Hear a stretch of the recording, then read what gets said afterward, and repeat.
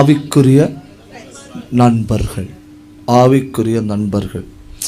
யாராவது ஒரு ஆள் உங்களை இந்த சர்ச்சு கண்டிப்பாக என்ன பண்ணியிருப்பணும், கொண்டு வந்திருப்பணும். யாராவது ஒரு ஆள் கண்டிப்பாக கொண்டு வந்திருப்பணும். கொஞ்சம் காலம் தாண்டின பிறகு நீங்கள் அவங்கள விட வளர்ந்துருக்கலாம். உங்களை கொண்டு வந்தவங்களை விட நீங்கள் என்ன செஞ்சிருக்கலாம், வளர்ந்துருக்கலாம். உங்களை பாராட்டாமல் மீதி உள்ள எல்லா ஆத்துமாக்களும் நீங்கள் கொண்டு வந்த ஆளை என்ன செய்யலாம், பாராட்டலாம். அப்படி ஆனாலும் நடத்தி கொண்டு வந்தாங்க இல்லையா, அவங்க நம்ம தாங்குகிற வேர்கள். தப்பு தான், அவங்கள்ட்ட சொன்னது தப்பு தான். ஒரு பெரிய அல்லையிலேயே சொல்லுவேன்னு நினைச்சதே தப்பு தான்.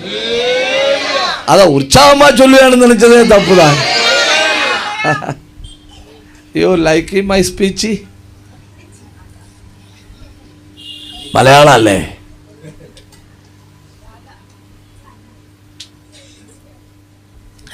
ഈ കണ്ണൂരിലെ മലയാളം അല്ലേ? എൻ്റെ പ്രസംഗം ഇഷ്ടപ്പെടുന്നുണ്ടോ എന്ന് ദൈവം നിങ്ങളെ അനുഗ്രഹിക്കട്ടെ. ആ പൊറാമ ஒரு நல்ல அல்லேலூயா சொல்லுங்க, உற்சாகத்தோட சொல்லுங்க.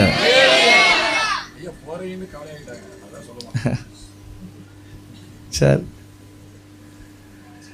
இப்போ நீங்கள் போகிற சபை, அந்த பாஸ்டர் உங்களை மேடையில் நின்று சாபம் போட்டாலும் நீங்கள் சபை மாறப்படாது. நீங்கள் என்ன செய்யப்படாது, சபை மாறப்படாது.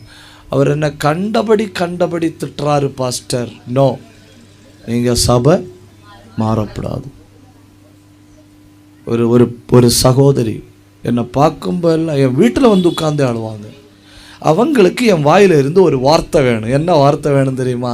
சிஸ்டர், நீங்கள் அந்த சர்ச்சுக்கு நீ போக வேண்டாம் அப்படின்னு ஒரு வார்த்தை நான் அவங்களை என்ன செய்யணும், சொல்லணும். ஆனால் அவங்க படுற பாட பார்த்தா நம்ம தெரியாமல் நமக்கே சொல்லது தோணும். அவங்களுக்கு கிடைக்கிறதெல்லாம் டிஸ்கரேஜ்மெண்ட்டுக்கு என்ன சொல்லணும்,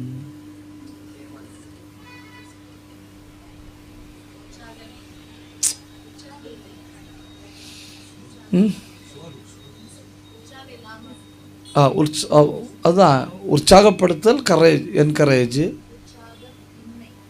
டிஸ்கரேஜ்மெண்ட்டு,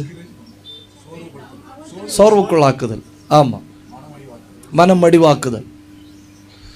அவங்க என்ன செஞ்சாலும் அந்த பாஸ்டர் திட்டுவாராம்.